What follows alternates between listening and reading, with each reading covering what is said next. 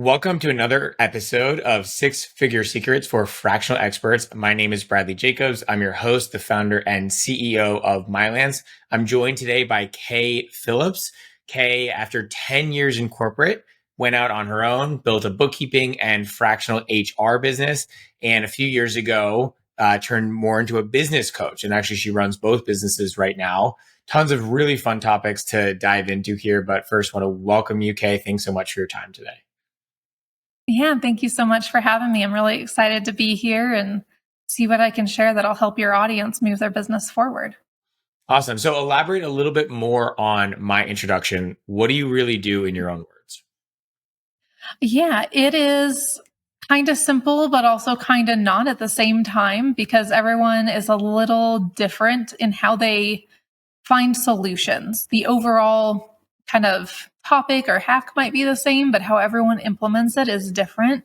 So that's really what I've found kind of a specialty in doing the coaching is taking a framework or something that's kind of big and nebulous and maybe is the quote unquote best way to do it and really finding ways to adapt that naturally to whoever it is that I'm working with. So it works for them in their industry at this point in their life.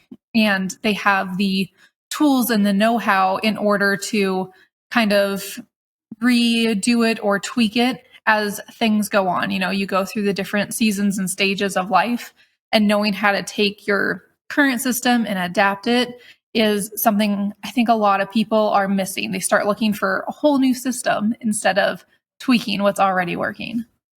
So one of the things that you've really talked about is deep work and how to really, when we think about scaling a business, right, there's a million things every entrepreneur needs to do. And it can be overwhelming and it can be totally lead to burnout and all those kinds of things. And there's all these distractions. I know I struggle with it personally. So I'm curious to hear your answer on what is really the key for a fractional entrepreneur, we're all business owners, to avoid the burnout, to avoid the distraction, to really focus on what matters. Like, what are your top keys there? Well, admitting it is always the first step.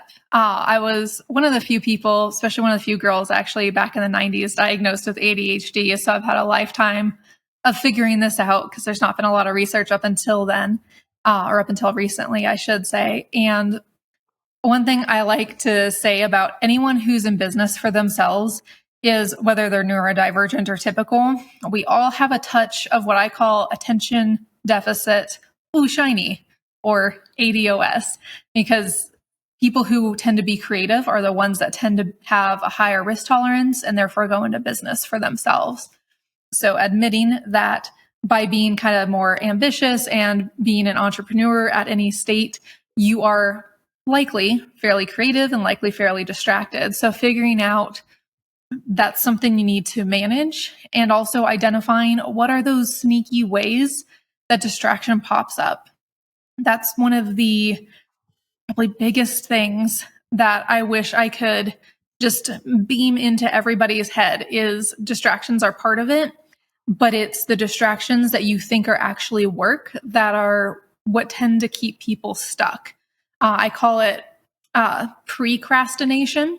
So you feel like you're doing something productive and you're being busy, but that's all you're doing is you're busy being busy. You're not actually busy serving clients necessarily. My favorite one is a good YouTube rabbit hole, learning something that I really should just outsource or put on the back burner for a later date because it's not going to generate any revenue or results. And I see a lot of business owners fall into that same thing. Oh, let's start a newsletter. I should really be on social media more. Oh, let's do this community or this, that, or the other thing. And it all feels like work. It all feels like some kind of being productive. It feels like some kind of growth. But really, if you need clients now and you need to keep your pipeline full, those are long-term strategies that are actually distractions masquerading as work. And so, how do you decide what is work, what is productive work versus, because what you just said, right? You could easily argue for the right situation, it makes sense to go invest in that newsletter and whatever it is, right? So, and some things are obvious, right? Like I'm one, actually, I use creating business models as my procrastinate. Like that does not move the needle. I've made 100 different business models. I love doing it. It's like one of those things that I'm good at. And I like seeing the numbers go up and to the right because I can make it say whatever I want it to say. It doesn't move the needle at all. And I told myself I'm not making a single new one ever. Right. It's just like, doesn't make sense. Maybe a cash flow projection just to make sure we don't run out of cash. That's it. But how do I know what's busy work, procrastination, and what's real? I like to introduce everybody to the Eisenhower Matrix or remind them of it if they've heard of it and completely forgot it existed, which is also pretty common with business owners. We have a lot of stuff running around. And it is the framework, it's a quad. So you have important, urgent, not important, not urgent. And they make this little matrix. You can Google it and find it real easy. It helps to know what is actually important versus urgent and making those definitions and then putting everything from your to-do list into one of those squares. So it's either like the important and urgent square is where everyone tends to put everything. And unless there is a very real consequence or very real deadline and something will happen if this is not done, that box is almost entirely empty for most people when they actually understand their definition of urgent and important. That's for, I'm working, but oh crap, my kid's school just called me and they, were trying to catch a ball and instead ran into a stop sign. Like things like that. That's all of a sudden very important, very urgent. Clearing out your inbox is not that same level of importance or urgency. So picking out the important versus the urgent, what's the consequence, what's the actual deadline, will help you figure out if it's something that actually 100% needs to be done, something that you need to plan to do, something that you just need to delegate. Like bookkeeping is usually the first one I suggest people offboard, because unless you're a bookkeeper, you did not get into business to keep your books, so you're probably not very good at it or very consistent anyway. And then the final box after, important, urgent, have to do it, schedule it, delegate it, is they call it delete in most models. I call it the back burner. And this is where I use as kind of a creative brain dump because we're distracted. We get lots of ideas. So for you, this might be business model. You put it on the back burner, you set up a calendar appointment or reminder for a week, 2 weeks. You block out a day every month where you just go crazy on all the back burner things that don't move the needle, but you like to do. And what I will do is any of my new ideas or thoughts or strategies, things I want to implement, will go into this back burner. And if I can't stop thinking about them between now and I know when my next kind of like review day is, all right, we're going to make this more of a priority. We're going to schedule in some time to actually execute. If I can't understand my notes and I have no idea what I am trying to tell myself a month down the road, that was just a distraction and it's going to go. So you can kind of keep it and then reevaluate on purpose instead of, oh, I don't want to deal with my inbox. Let's go do this thing that is more fun. Still moves the needle just as much as clearing out your inbox, but it's a more dopamine enriching distraction. Yeah. Tell me about, because I love the concept of one, deep work, and then two, you wrote about boredom to crush distractions. Mm-hmm. Tell us about both of those. Yes. So boredom is what our previous generations, I don't want to quite say ancestors, but definitely like our grandparents and beyond, were really able to harness boredom in good ways. There's a reason there was a lot less, maybe mental illness, a lot less anxiety. If you even read some, older books, people spend a lot of time just sitting around doing nothing, staring at a fire. And in that time, you can really let things marinate kind of in your subconscious and turn your brain off a little bit.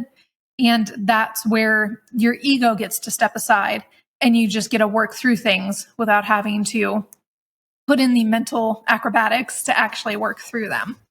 And it's something that is so far out of the realm of possibility almost in our current day and age. You don't be bored especially not on purpose. You have something to scroll, you have an email, you have a notification. If you're a business owner, you're always thinking something about your business. If you let your mind wander for half a second, it probably comes back to your business in some way, shape, or another. And the power of sitting and doing nothing is kind of meditative. So it's thoughts come, you let them go, and just sit on your porch. That we're getting into spring. Let the thoughts come, let them go. Don't try to grasp them. Don't try to work them. Don't try to implement them or take them to their logical conclusion. Just sit and stare at nothingness and enjoy being alive. And you will be absolutely amazed at how your business all of a sudden just starts to grow, like for no reason, honestly, other than you let yourself be bored. You let your subconscious do all the work that you're not really aware of. So you start showing up differently. And that compounds with focused, deep work time. On average, most of the studies, especially the current ones that are coming out, say we are only productive, like well and truly productive, for 4 hours a day. It doesn't matter if you split that up over the course of 12 hours or you just block out 4 hours in the morning. Some people, you can kind of stretch it out to 6, but after that, we're all a little bit useless and we're just being busy because through the education system in Western culture, we have been taught to think presence at a computer screen or presence doing something means productivity. And that is not the case.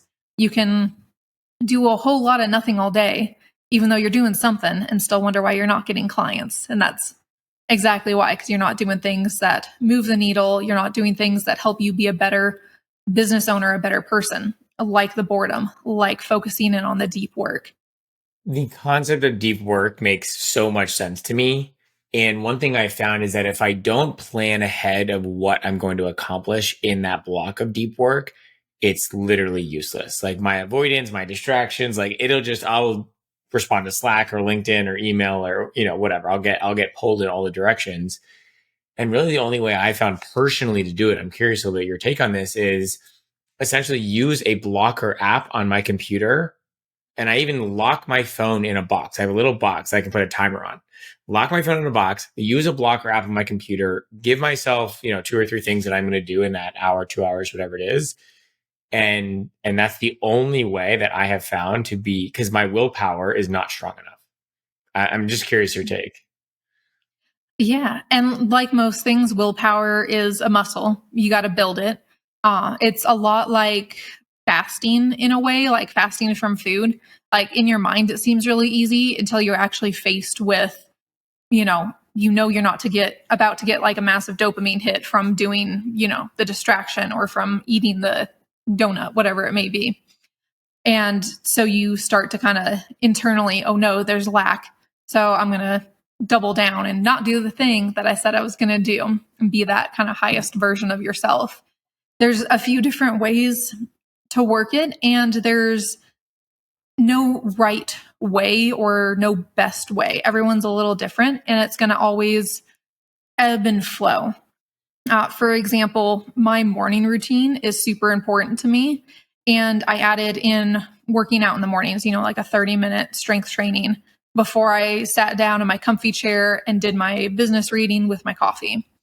And it took me a minute to get there, super consistent for 6 months. And it was not a problem. Like I dove in, I did it, and was more consistent than I've ever been. Then I got sick for like 3 weeks. And you lose muscle a whole lot faster than you gain it. So then you start back and it sucks and it's kind of demoralizing. So now it's, all right, I'm doing 10-minute workouts. I can't even fathom a 30. Let's do a 10. I can do it, but mentally, I'm not in the place where I can. So it's a matter of starting small. Start just 10 minutes of the thing you don't want to do. And then you can usually end up doing more, or it's not that bad. I'm already in it this deep. I might as well keep going. I use that on myself all the time. Even if it's racing myself as I'm getting a lunch together. I have a couple things going in the toaster oven. All right, I got 5 minutes. Let's empty the dishwasher. I bet I can get it done in 5 minutes, and gamifying it. That's really big in the ADHD community, especially to try to gamify, like while something's cooking, you're doing something else, because no one wants to fold laundry or do the dishes. But if you have a timer, and you kind of got to pay attention to something else at the same time, sometimes that can help. Or it can be more reward based. Some people do really well with, all right, I'm going to do my 4 hours of deep work. I'm going to do it in one block first thing in the morning. And then after that, I can do nothing the rest of the day. Or after that, I'm going to eat lunch. And until then, I'm not doing anything but this. I'm listening to my favorite Pandora or Spotify station only during that time. So giving yourself some kind of little reward while you're doing it can help. And other times it's just a matter of really digging in and gritting through it. And then you see the results of that deep work after a week or two. And all of a sudden, you don't have to grit your teeth through it anymore. It just happens and you look forward to it because you're actually seeing results. The trick is sticking with it for those first couple weeks until you see it. That feels true for everything, right? Whether it's dieting or deep work or, even relationships or whatever it is, it feels like there's a period of time I know as a business owner, when I was first starting my business, there's no positive feedback for a few months, right? It's like before you have real customers, before you have real revenue in the door and you're just working, you're like, oh my God, this is so challenging every day to get up and move the needle.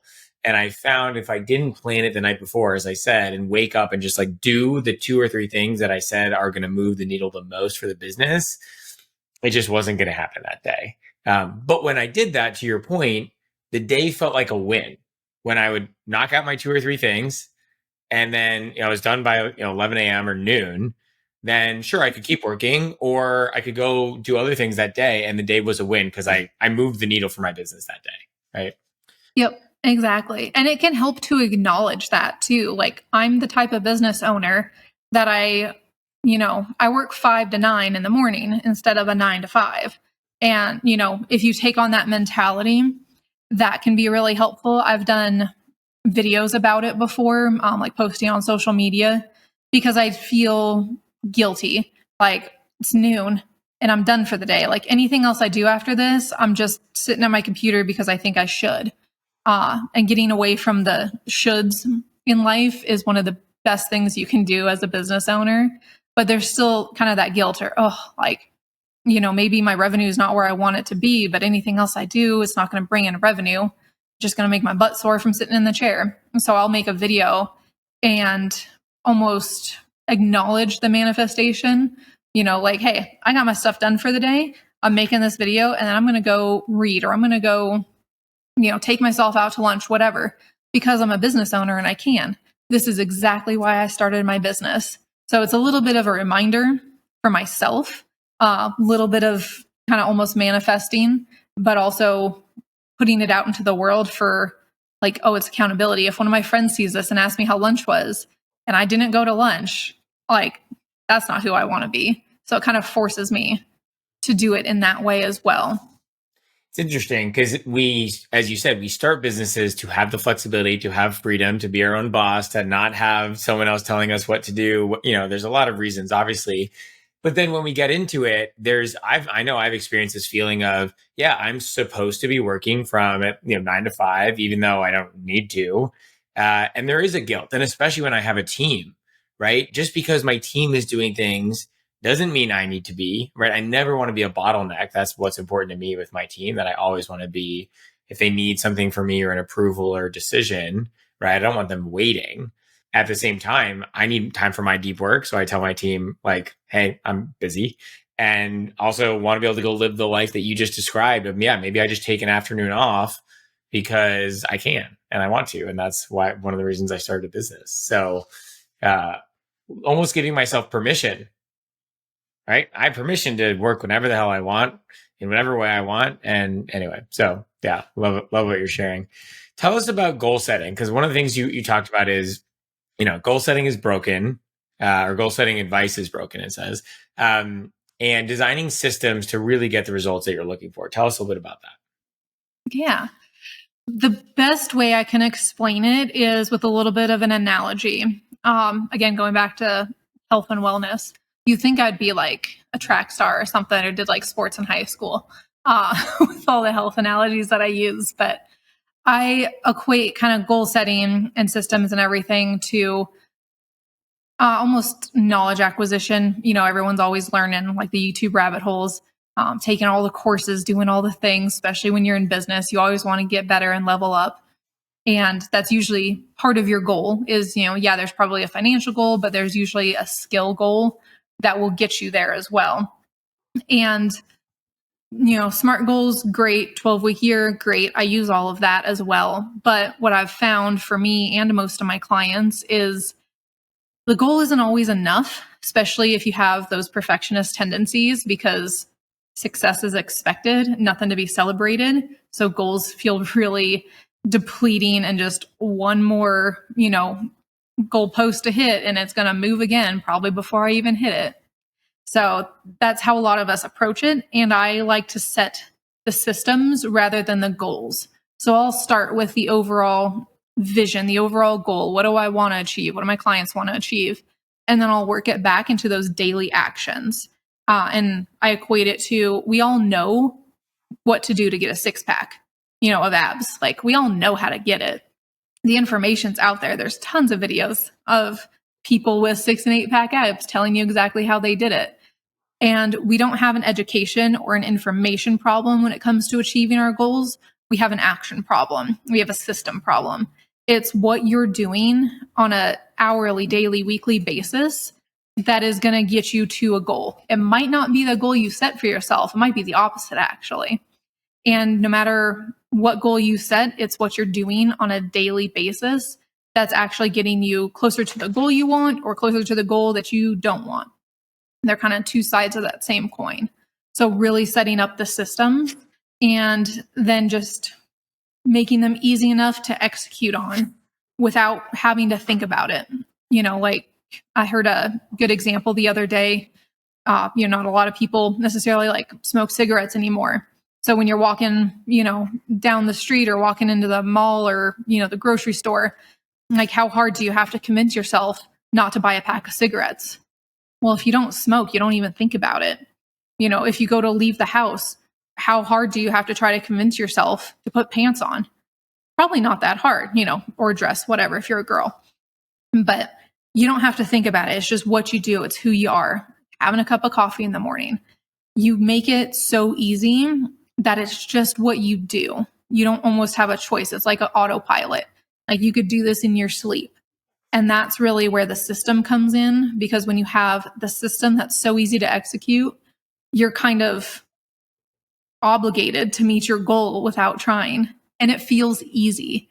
And a lot of people start to freak out when they've hit goals and they feel easy. They think it's a fluke. It was luck. Like, no, you just set the system. You did exactly the one thing you were supposed to do, which is the things that got you to your goal. You just stayed consistent with it. Right. It's the only time that I'll say you should, the shoulds and suppose, that's exactly where you need to use them. If it's anybody else's idea, toss them out the window. But if it's the systems you set for yourself because you know this will get you there, then that's the time that you should be adhering to the shoulds. Yeah, no, I love it. And I think of it even as something simple as flossing, because I remember that for a long time, that was something that I was like, oh, I don't really want to do this. And I was inconsistent. And then I can't remember who it was, but someone told me if you do something for, I don't know, 21 days in a row, I can't remember the exact number of days, but something like that, it just becomes a habit and you just do it. And so I just committed. I was like, okay, 21 days, I'm just committing to just doing this thing. And I did. And that was many years ago. And ever since then, it's just a no-brainer. It's just what I do. When I like get ready for bed, I floss and then I brush and whatever. So it's almost the same kind of thing of creating a system that you can stick to for a certain amount of time. And then it probably just becomes something you do, like putting pants on when you go outside. Yep, exactly. Like when we were all toddlers, like we all know kids run around in their diapers and maybe even not their diapers. Like most kids toss those as soon as they can. But we're all functioning adults now, and none of us leave the house, hopefully, without underwear and pants of some variety. Yeah. I hope we're all functioning adults now. You never know. Hopefully. Talk to me a little bit about, let's move to the sales side of things. We're talking about building authentic relationships. One of really what I want to get to is, especially on LinkedIn these days, right? It is so freaking obvious when someone wants to connect with me that they're trying to sell something. Sometimes they just say it. Like, hey, we do this thing. Do you want this? But often there's a little bit of this bait and switch, right? I'd love to connect with you. I love what you're doing with Mylands. And I'm like, sometimes it's true. And a lot of times it's, you have no idea what Mylands actually does. You're just trying to sell me something. For our customers, right? Like our customer is a smart, talented, thoughtful person that does not want to be spammy, that does not want to come across inauthentic, does not want to be inauthentic. What is the advice you give for those people, for our audience, for me and my peers who want to grow our businesses, want to find new clients, and in an authentic, genuine way? That is such a great question and so timely with everything going on with AI and how much it can help do, or even VAs, things like that. You can hire assistants, you can hire marketing agencies, obviously. And having that authentic connection, it's always been important, but in the next probably about 5 years or so, it's going to be absolutely critical because right now, there's AIs out there and you can kind of tell, people post stuff and they went into Canva and pulled a bunch of quotes or they used ChatGPT and their posts are just kind of generic, garbagey, you can tell. There's also AIs out there that will go on your behalf and like, comment, make connections, do all the things for you as well. And when you're talking, especially about like an online space, I don't know about you, but AI has never bought anything from me. And I don't anticipate an AI bot will ever buy coaching from me. So when you're out there doing that to get engagement, it comes across sometimes as very inauthentic. It's efficient, I'll give you that, but it's not going to lead to actual sales. So I see a return to very focused, very clear, kind of messy almost, like videos or phone calls or a little more old school networking. The AI videos out there are really awesome. You can create a clone for yourself, your face, your voice, and it can look like you on the video. And unless you're really on the lookout for it, it can be really hard to tell that it's not actually a person talking and just an AI clone. So I think there's going to be a real serious push towards authentic connections, like maybe voice notes, maybe videos in person and like networking, one-to-ones. I think those are going to be kind of have another heyday coming up here pretty soon in the next few years as people start to realize they're getting tons of engagement on their posts. They're getting tons of connections, but they're all AIs and AI doesn't mean anything.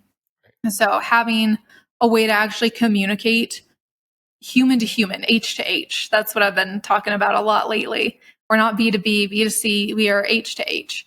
And finding a way to connect with people in a real and authentic way, starting now, building those skills communication wise, networking wise now is going to be what keeps you in business when everybody is floundering because they've relied so heavily on AI. Their communication and critical thinking skills have kind of dropped off. I love it. I use it every day in my business. AI, ChatGPT, we're besties. But there's a time and a place. So when you're looking at something on, say LinkedIn or Instagram or whatever platform, I have found sending a Loom video, just doing a quick Loom. Hey, I saw what you were doing here, and I'm just kind of curious to learn a little bit more about what you do or what you like about the job. Congrats on your recent promotion, whatever. But it's me talking. It's me using hand gestures. It's me sorry, I just forgot that word. Anyway, yeah, just let me know. And being very human and not super polished and scripted about it helps people see oh, this is a legit person. She took the time to record a video and send it to me. And sometimes in those videos, I'll even say hey, I know you get a lot of messages from AIs and, assistants and things like that wanting to connect. I wanted to do a video so you can see I'm an actual person and I want to connect because, maybe XYZ. Yeah. And that can be huge. Takes, 15, 20 seconds to record that and then pop it over. It's really, really quick, really easy, really personal. I've seen that a lot with people doing it even in emails. It's not just a YouTube video, their name, hey, Bradley, it's nice to meet you. I'd love to connect with you on LinkedIn if you're open to it. Your work, has been kind of interesting. I'd love to hear a little bit more about it, how business is going. things like that. Yeah. Or what you're working on lately that you're excited about, maybe you haven't advertised on social media. And that's a very authentic way to connect with people. Definitely not quite as efficient, but it is going to get you better results long term while keeping up those communication skills. Yeah. And you said there's a time and a place, right? And so when I think about that, the place is not automated comments or automated, right? Like that's just, it's so obvious and it almost takes away. I'm like, if you write that, you lose credibility for me, right? However, you could use AI to identify the right people to target, the right message to send to them that you then maybe customize or get over the line personalized yourself. Research information about the company or news that has come out or things that they're working on or second degree connections that are an intro path. There's a million ways to use AI that makes your business development efforts more effective that then allows you to send an authentic, genuine note that's from you, but you're using AI maybe in the background to make it way more efficient. And that feels like the balance, at least this day and age, where we can strike that is authentic and genuine, but still as efficient as possible using the new tools that are freaking amazing to make our work that much better. Exactly. And you have to use the new tools. You have to be using AI because you will be left in the dust so fast at this point. As a civilization, as a species, we've come a really long way in the last 150 years.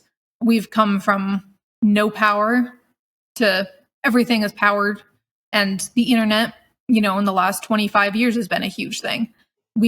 It's kind of an exponential. So you have to use and leverage the new technology to stay up on the new technology.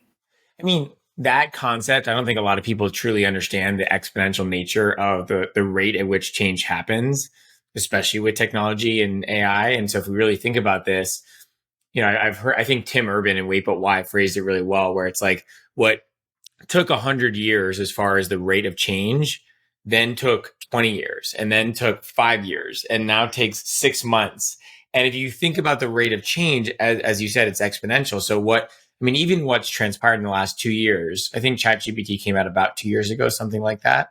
So It's like, wow, it has opened up a million doors as far as automation, efficiency, and different tools and all things like that in 2 years.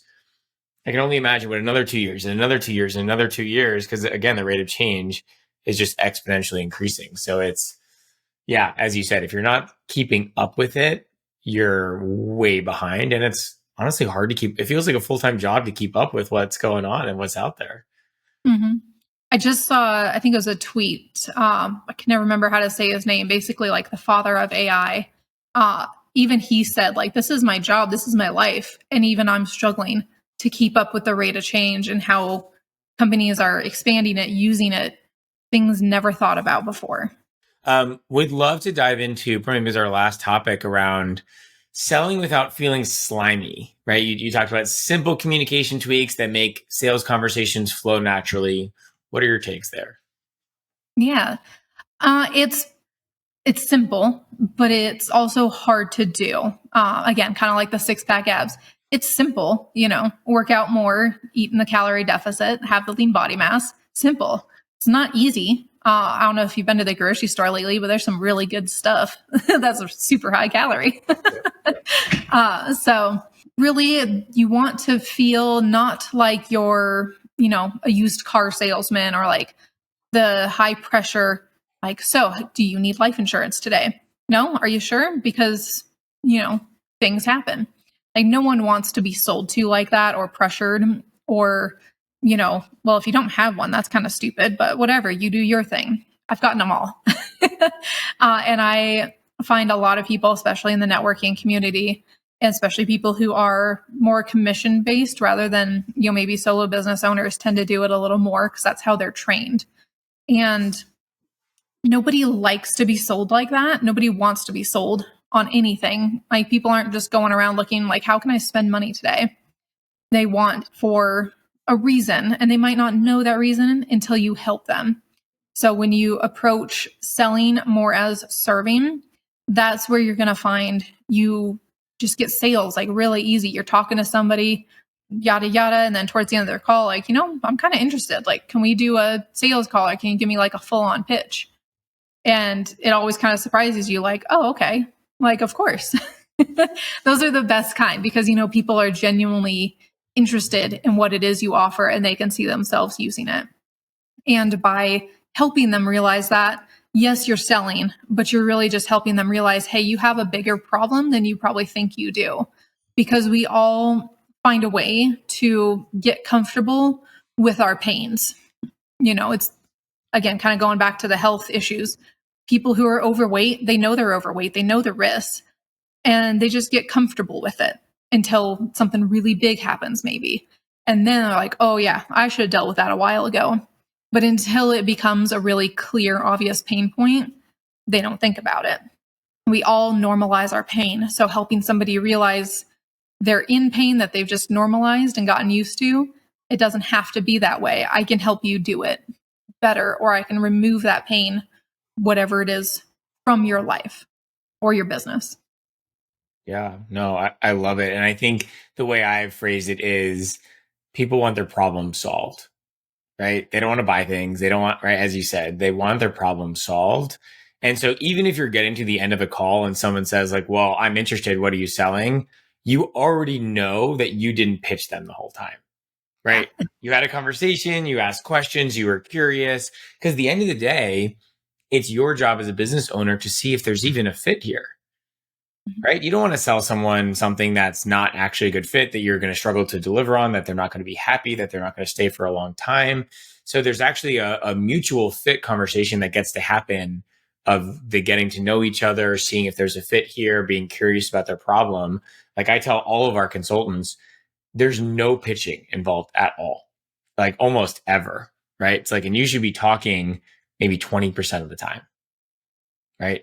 If you're being curious and you're asking questions and you're truly understanding where their business gaps are, all those kinds of things, then there's no pitching and no selling there. And it's a naturally flowing conversation. It sounds like that's pretty exactly what you're saying. Yep, exactly. Very curiosity based. And you being genuinely curious helps them see, that pain or that problem that they have that they have gotten used to. But it's also working them through the sales process, because if you don't think there's a problem, you're not going to pay to solve it. So you got to remind them how big of a problem it actually potentially is.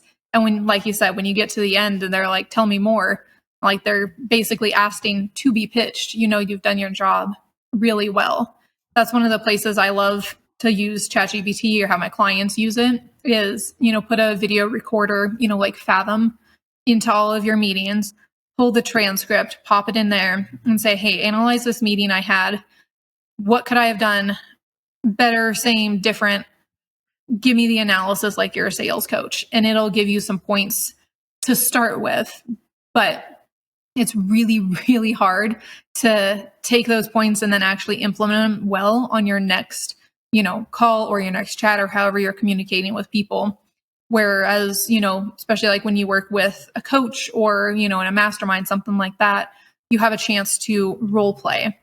And you can role play with ChatGPT and you will be amazed, like trying to implement those changes, how tongue-tied you get all of a sudden. You're super confident until you're actually saying something out loud. And then all of a sudden you forgot everything that you just, spent memorizing, or the strategies that you just spent learning. They're a lot harder to actually implement outside of your head than they are, inside having those make-believe conversations we all have. Yeah. Well, I think you're hitting on an important point too, that I think when you share, you can use ChatGPT in the following way. I think people forget that you have basically a built-in relationships coach, therapist coach, business coach, feedback partner, friend, advice, like anything. And it's not perfect, right? But doing what you just said, you're going to learn a lot, right? From a completely, I'm going to say completely objective source. Like we all know it's not perfect, but it's pretty damn objective, right? It doesn't want you to win or lose or anything. It's just going to tell you what it thinks is true. And you get to do with, the information what you want. But putting that transcript into ChatGPT and just getting feedback so that you can improve and building a healthy relationship with feedback, because it's just all about getting better, right? It's just about information, getting better. No one's hurting anyone's feelings or anything like that. But having that lens of how can I use these tools to help me improve? I mean, I'll take our website and throw it into ChatGPT. I'm like, how can our positioning be better? Or based on this, who's our customer? What problem are we solving? Like, how clear is it? Right. Mm-hmm. There's all those opportunities to use ChatGPT and just almost remembering to do it. Yeah, exactly. And it's a great starting point, and it's a great low cost starting point for a lot of people who are maybe newer to business or don't have the client load that they're looking for. You know, there is definitely an aspect to using like ChatGPT like as a coach or feedback, getting that outside perspective, and then combining that with another actual human who's done what you want to do. When you combine those two, you succeed so stinking fast. I've seen it with my clients. I've seen it with my own business using ChatGPT and my coach. Uh, I'll get different pieces of the equation. My coach doesn't say things or pull different things like ChatGPT does, and vice versa. And it's been so huge and so helpful to have, constantly talking to both of them basically, and then taking the best of both and implementing it. And oh my goodness, things have just gone so far, so quick in the exact right direction.